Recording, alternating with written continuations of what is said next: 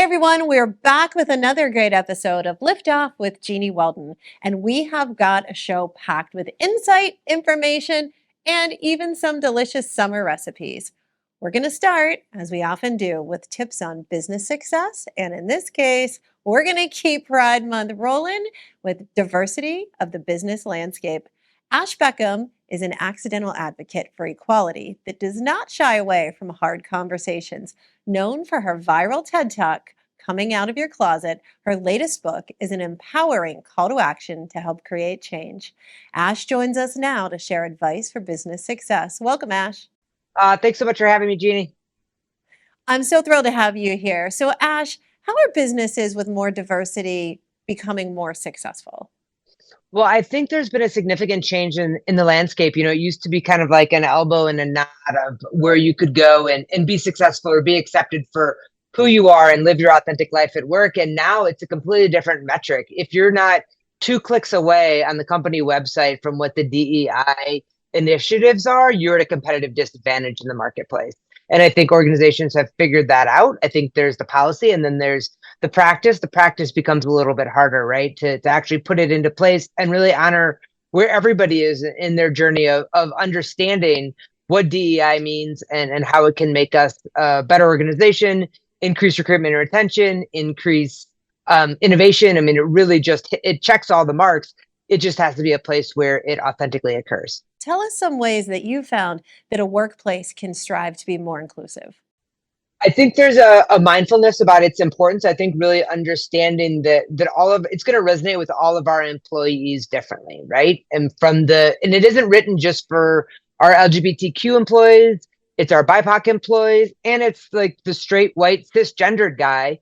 He's also part of the company culture. And if we want to be truly inclusive, we have to include everybody and give them the resources that they need to understand how it impacts them, how it increases their ability to lead, and how it makes them as an individual team within the organization and the greater organization more competitive. But we need some resources to be able to do that. We can't just expect people like you and I that grew up in a space where you wouldn't say those things, so that just all of a sudden come in one day, read the new company policy and be able to implement it. That's just an unfair ask, I think. So how do we make these conversations approachable and not expect our managers to have all the answers, but really be willing to find the solutions with their employees that are most impacted by that? We don't just face issues as an LGBTQ community in June, right? It's an annual struggle. And so as much as we all appreciate the recognition and want that to happen for any of our historically marginalized communities, it's not, the celebration is nice, but where does the rubber meet the road? Where are our resources being devoted to supporting professional development for leaders? What does that leadership pipeline look like to make sure the most marginalized groups are included in that process, right? What do mentorship programs look like that give us the ability to highlight people from different backgrounds? When we're doing our recruiting, are we going to HBCUs? What do those recruiting tools look like to really know that outreach is real and it isn't something we do on the first of the month and end on the 30th and then flip the calendar and move on to the next group? It's really easy to spot that from within the community. So there's got to be a genuine need. And I think also using people within your organization that identify as part of one of those communities to really be your sounding board of, is this rainbow washing, right? Are we just taking our logo, making it look like it fits into our Pride Month social media post and then moving on? Or are there some issues that really need to be addressed, whether that's healthcare, whether that's reproductive rights, whether that's some of the issues that really face the LGBTQ community or any of the marginalized communities, and make sure those resources are available year round. These are great reminders. Thanks for helping expand our minds and reminding us of where we need to be focused and how we can all work together to create a better world. Thank you so much, Ash, for being on Liftoff. Thank you so much. Thanks for all you do. Absolutely. Everybody stay tuned because after the break, we're going to be back with more. If you love them enough to crawl into a play place to get them to come down, then surely you'll check nhtsa.gov/the right seat to make sure they're in the right car seat. Welcome back. Here at Liftoff, we are advocates for celebrating diversity and individuality, as is our next guest. Dr. Elie Levine is one of New York's top board-certified plastic surgeons. His expertise includes all areas of plastic and reconstructive surgery, including gender affirmation surgeries. He joins us to educate us further. Welcome, doctor. Thanks for having me. I'm so excited to have you on the show because this is a conversation that's near and dear to my family. And tell me a little bit more about the increase in gender affirmation surgeries in general. So I think that over the last few years, there's definitely been a confidence from a patient standpoint to seek out opportunities to really help themselves. And I think that as the world kind of is a little more accepting to people, people are a little bit more open about what they're seeking out. So instead of being hesitant, they're embracing what opportunities they have for themselves. And do you see the request for gender affirmation surgeries being more predominant in a certain age group or older adults seeking gender affirmation, or is it across the board? I think it's across the board. I would say that the largest, recent increase would be in older. When I say older, I mean relatively older. I'd say over the age of 40. Hey, watch it. Exactly, exactly. But across the board in general. Interesting. So when we talk about gender affirmation, for all of our listeners out there, a lot of people think that that just means bottom surgery changes. And you're known for so much more that comes along with gender affirmation, including artistic eye procedures for the face, different body, even hairline procedures. Tell us a little more about what gender affirmation surgery actually spans and covers. You're absolutely right. It covers really from head to toe. And so when you work from the top down, the hairline varies very differently from people, and people have ideal goals of what they're seeking out in terms of their hairline. Nose shape, size, cheekbones, eyes, both in terms of shape as well as overall contour, jaw lines, necklines, all of these things come into play. And there are a lot of different procedures that are used in a lot of areas of aesthetics that can really be utilized here to really help people. And then, of course, top surgery, chest surgery, is also a significant player, and then overall kind of body contouring, waistline shaping, everything from your arms to your chest, to your belly, to your waistline, to your thighs. All these things really come into play, and so sometimes it's really looking at what part of the journey people are on and where they're really seeking out to, what are the things that particularly they notice about themselves that they want to help. And that's where to me, a lot of the excitement in my line of work is a ability to really help people in so many different ways. Thank you so much, Dr. Levine, for being on the show, for the work that you're doing, and for being on Liftoff. We'll be back after the break with our friend and our expert in the beauty industry, CEO of LEAD, Rolf's Global Institute, FrancisTesmer. So stay with us. When it comes to making plans, you are the best. The same way you plan each detail for those moments. Start planning to protect you and your loved ones from a natural disaster. Protecting your family is the best plan you can make. Welcome back. FrancisTesmer is a global entrepreneur, philanthropist, and intelligent beauty educator. You may remember her from previous episodes of Liftoff, and we're so happy to have her back. Welcome, Francis. Thank you so much. So happy to be with you again. Francis, remind everybody who's watching about LEAD Rolf's Global Institute. Absolutely. LEAD Rolf's Global Institute is a global movement creating higher education, college and university degree for beauty professionals worldwide, enabling them to have the next level of opportunity, career. We are educating beauticians all over the world to earn a college and university degree so that they can create an innovative beauty experience for everybody, everywhere in the world. And you've partnered with L'Oreal USA PPD. Why is L'Oreal the perfect partner to help you with this movement? Oh my God, this is a marriage made in heaven. We couldn't be more aligned. L'Oreal, the House of L'Oreal, over 100 years, they have always stood for innovation and for taking the beauty industry, continuously moving it forward and bringing innovation. So LEAD is about innovation, is about incorporating technology, science, helping beauty professionals to take their career to the next level. It just makes sense that we come together and move our industry forward. It sounds like a perfect match. What's your one favorite part about this partnership? This partnership infuses our industry with next level professionalism, and it enables professionals to have the next level impact in the world.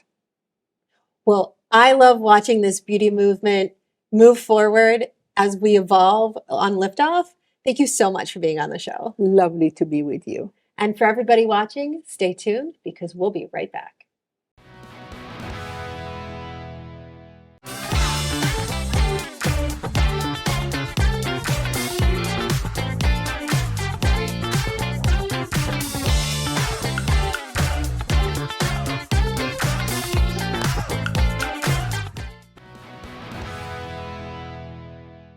Chef Saul Montiel is a Mexican all-star chef and television personality with 25 years of experience in the food and hospitality industry. He's worked with top chefs in the business and recently appeared on Food Network's Chopped and so much more. Welcome, Chef. Thank you. Thank you for having me. I'm so excited to have you here. Tell us, what inspires your cooking style? I think I do what people love to eat the most. I make food for to make people happy. You know what I'm saying? Like, I think the most happy moment is when you're eating. So making people happy, that's what inspires me. You brought some incredible stuff to make. I see the shrimp and all these other items of which I know what they are. So that's good. I'm going to do one of my favorite tacos, and they're very simple, shrimp tacos. So we're going to start with some regular shrimp, and then we're going to add some chipotle and adobo. This you can find it anywhere in any store, any Mexican store. If you don't find chipotle in the Mexican store, that means that the store is not Mexican. So we're going to marinate this really quick. So now this takes, it's actually kind of like an 8-minute thing to do. And the good thing about this is we're going to do 3 things at once. So when this is cooking, we're doing the second step and the third step.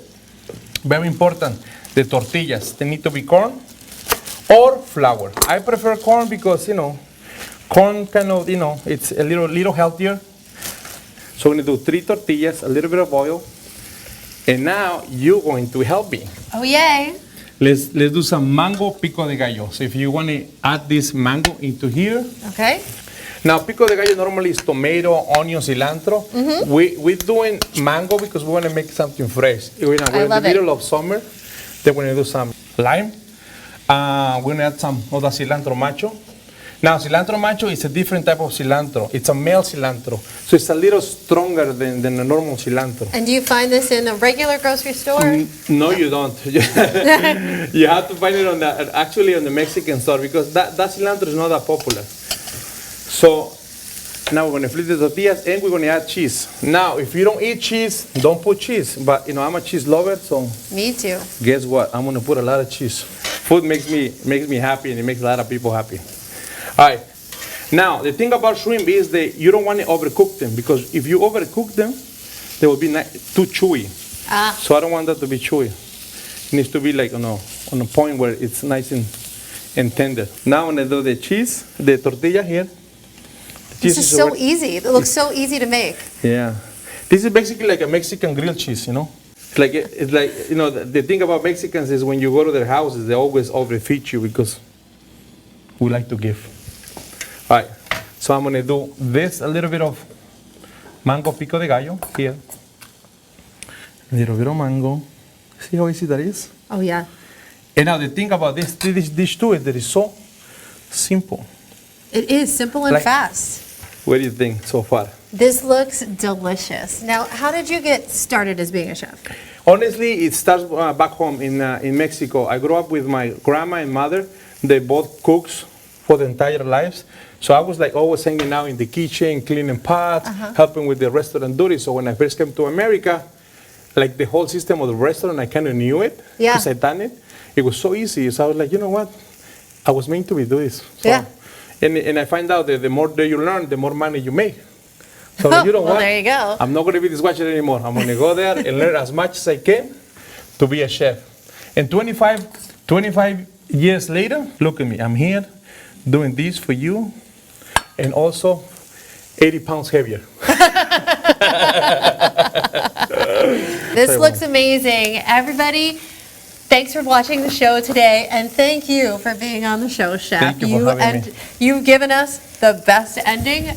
We're going to go out and try these snacks. We'll be back and talk about unspoken truths for career success, so don't go away. Have a bite too.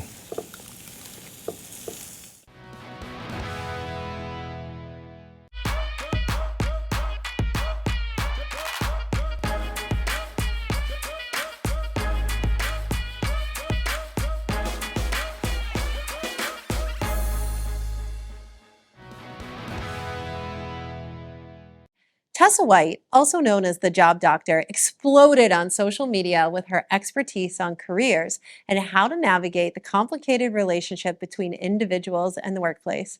I'm so excited to have her join us now with Unspoken Truths for Career Success. Welcome to Liftoff, Tessa, or should I call you Doctor? You can call me either you would like. It doesn't matter. Hey, well, my kids call me a whole lot of things, so you're lucky you got Tessa or Doctor. Tessa, you have such an interesting perspective. You say conflict can be a good thing. How do you suggest we use it to fuel our growth? Well, conflict, we all as human beings shy away from conflict for the most part. And at work, it's really important for you to progress your career to have a voice. And that starts with the moment you get a job offer and you have to negotiate your pay. I mean, that's the first place where conflict kind of shows up, and it continues through your career.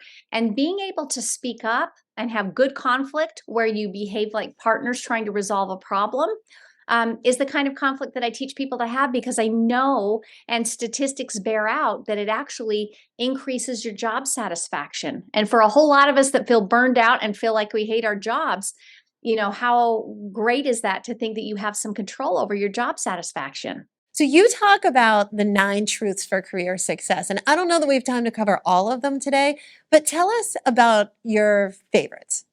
My favorites. I would say one of my favorites is about this idea that if you work hard, you're going to be rewarded. I think a lot of us have been taught that you just need to work hard, and good hard workers get, you'll get ahead. And it's not necessarily true. What does happen is that people who are smart, hard workers get ahead. People who understand how to do the work the company cares about. But you can have somebody who is picking the wrong stuff to do, the stuff nobody actually cares about. They just kind of go in, and the first thing on their plate is the thing they do. Kind of, they take it like an order, and they just don't triage and don't prioritize the work. And I learned very quickly that when I prioritized the work the company cared about, I got promoted. And so it's really important that you separate the job on paper from the real job, because it's not the same, and understanding what really the company needs and wants. And that is how you actually get rewarded in a company. So that is one of my favorite truths. It's absolutely so true, especially with women. And I've just got one final question for you. What do you think about Gen Z? Do you think they really are going to transform the workplace? I do. I think Gen Z will take us places we've needed to go in a long time. I think what they do very well is they're great at cutting through the crap and getting work done fast. And I think that's really important. And that is not something my generation does particularly well. We like to pay our dues. And part of that thinking sometimes means that we do things that aren't that important. So Gen Z will help us get work done quicker. And I think they'll also insist upon work-life balance, which honestly is something I wish I had done more throughout my career. It's one of my great regrets, is that I teach never be more loyal to a company than it can reasonably be to you in return. And that's not about not working hard, because I really think you should work hard, but you really have to set the right loyalty mix between you and your employer. This was such great insight. Thank you so much for being on the show. And anybody that's working or thinking about getting their first job should absolutely rewatch this segment once a week, like I'm going to. Really loved having you on the show. Thank you. Okay, everybody, we'll be back after the break with more insights, but this time about asset trading. So our friend, Jarrett Preston, is going to be back, and he's going to give us the latest. Stay with us. It's so sad. It's not.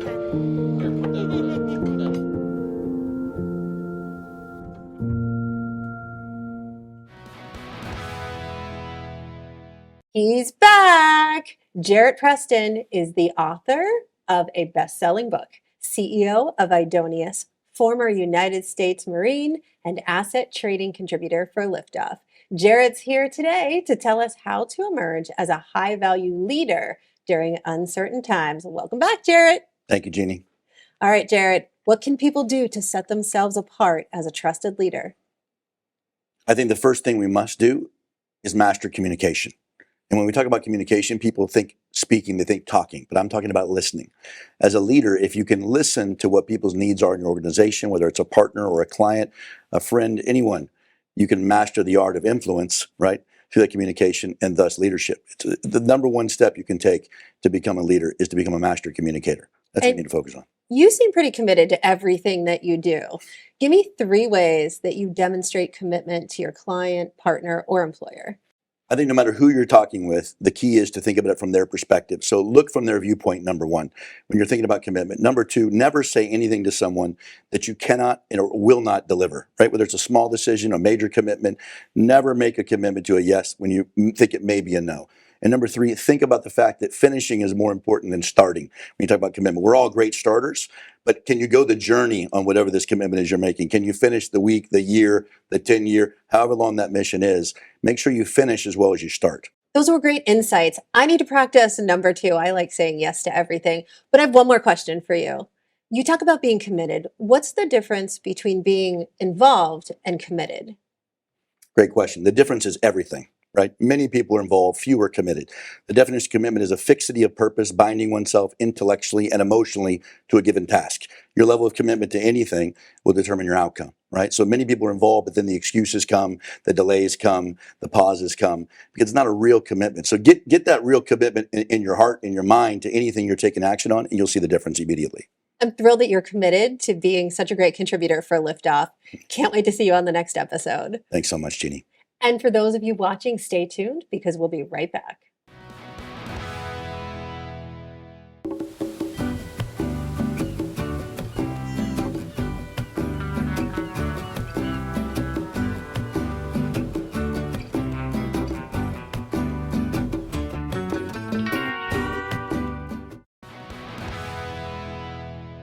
Welcome back. We're all looking for ways to build a better future. Our next guest, Aaron Price, is the president and CEO of Tech United NJ, an organization empowering innovators and entrepreneurs who propel the future for New Jersey and beyond. Welcome to Liftoff, Aaron. Thank you for having me. Nice to be here. Nice to see you, and nice to see that you're working straight out of New Jersey. It looks like maybe Hoboken, Jersey City? We're in Jersey City. This is actually a real background, the real city behind us. I love it. I love it. I used to work in Hoboken, and I love what you're doing for New Jersey. Tell all of the viewers a little bit about the mission of Tech United and how you got started. Tech United New Jersey is a nonprofit organization built to empower entrepreneurs, innovators, and instigators to build a better future for all. And I've been an entrepreneur my entire life. I had some success and some things that really went nowhere, but the common theme was that I found it to be a very isolating career path. And so I started a meetup group that turned into a large festival that got acquired by this organization called the New Jersey Tech Council that is now called Tech United New Jersey. And it's been a very exciting group to be a part of to help other entrepreneurs, other innovators, other people looking to build a better future find the resources that they need to thrive. I love that. And I love how New Jersey comes together to pull that together. You've had some really great events in the month of June. What have those been like? June's been a really fantastic programming month for us. We've had our Better Capital Conference, which is about bringing together entrepreneurs and investors. The focus being around how do we really create more opportunities for entrepreneurs who are looking to get in front of the investor community and how entrepreneurs can better pitch their business, their product or service in a way that's captivating to an investor. And we had a keynote with Bill Nye, the Science Guy, which was a fantastic discussion around all things AI, science, how does social media affect the discovery of fact versus fiction? And it was a really fantastic discussion. And we've also had a discussion with Damon John that was totally incredible. Again, creating an opportunity for our community to find aspirational business leaders that they can learn from and aspire to become themselves. That's great. That's great. Aaron, tell us what's coming up in Tech United NJ's future.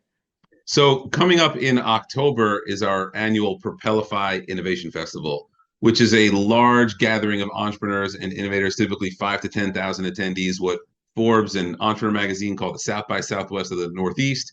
And it's called Propelify because it's about bringing together people who propel ideas into action. So if any of your audience is interested in sitting potentially on the sidelines with an idea and isn't quite sure how to turn it into reality, this is a place for that attendee. It's all day programming of 2 stages of entrepreneurs and corporate innovators, leaders, investors, exhibitors. We've had drone racing. We've had interviews on a Ferris wheel for a company that was hiring. So it's a really fun business event focused on, again, propelling ideas into action around all things entrepreneurship and technology. And I can definitely vouch for that. I was at the very first Propelify and I was one of the speakers. So I'm excited for that event coming up. And I think anybody that's watching should check it out as well. It was so great, Aaron, having you on Liftoff. Thanks for being with us. Thanks for joining us at the first Propelify, and it's great to see you again today. All right, everybody stay tuned. We'll be right back after the break.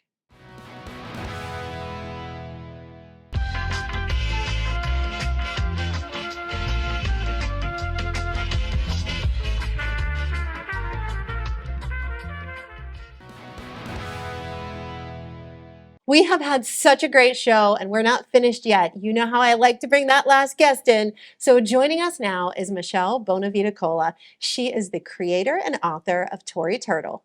Tory and friends are clay figures that Michelle creates stop motion stories around for 3 to 5-year-olds. Thank you so much for being my guest on Liftoff and talking about how you're following your dreams. Yes, thank you for inviting me. I'm really excited to be here. The show is amazing. Thank you. Thank you. You left the corporate world to follow your passion and your dreams. What inspired you to do that? I really love building things, and I have 5 nieces and nephews, and so they're part of the inspiration.